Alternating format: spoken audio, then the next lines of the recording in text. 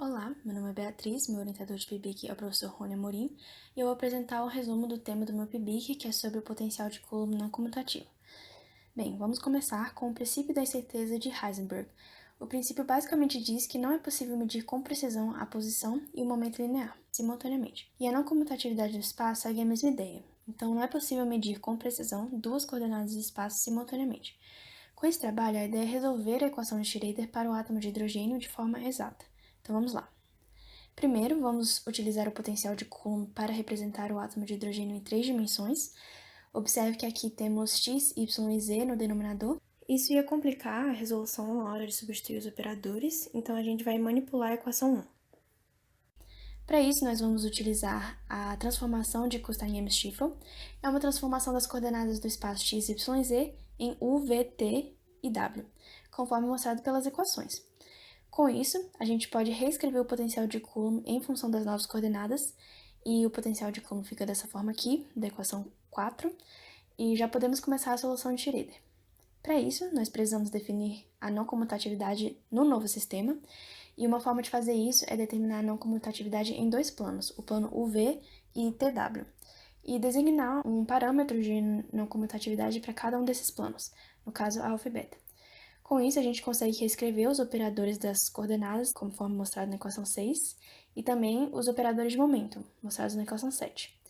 Assim, nós podemos usar esses dois operadores na equação de Schroeder e a gente obtém essa equação 8, em termos de U, V, T e W.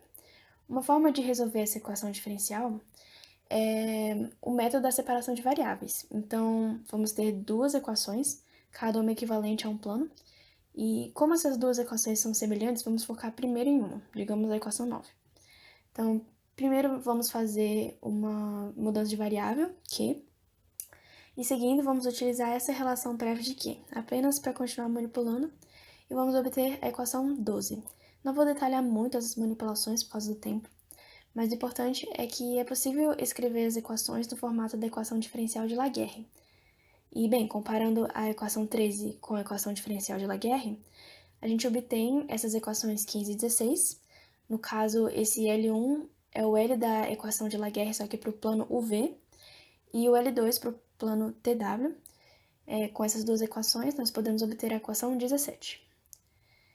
Para a solução, vamos considerar que os parâmetros de não comutatividade alfa e beta possuem os mesmos valores, são iguais. Além disso, temos essa relação entre as constantes de separação. Então, com isso, a gente obtém a equação 18. E assim, utilizando o valor de lambda, a gente obtém essa equação de segundo grau para os valores dos níveis de energia. Então, é só a gente achar as raízes. E, de acordo com a solução de Laguerre, os valores L1 e L2 são números inteiros não negativos. Então, a gente pode definir essa variável n, que é um número inteiro maior que zero. E essa é uma das partes mais interessantes dessa dedução, e na conclusão eu explico melhor o motivo.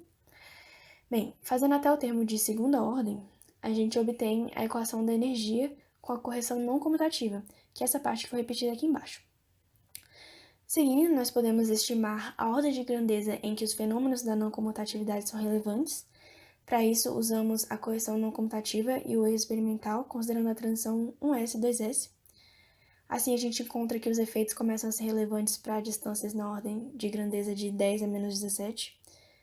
E bem, com esse projeto foi possível estimar a ordem de grandeza dos parâmetros de não comutatividade, e outro ponto importante é que foi utilizado o modelo 3D, e foi possível ver vantagens em relação ao modelo 2D, que foi o tema de PIBIC do meu colega Manuel. Então, essa colaboração foi muito importante e eu vou ressaltar aqui algumas vantagens do modelo 3D. A mais importante delas é que, utilizando o modelo 3D, a gente observa que, se for considerado que o parâmetro de não comutatividade é nulo, ou seja, desconsiderando a não comutatividade do espaço, a gente obtém o valor dos níveis de energia previstos pela teoria quântica convencional. Além disso, esse modelo representa todos os níveis de energia.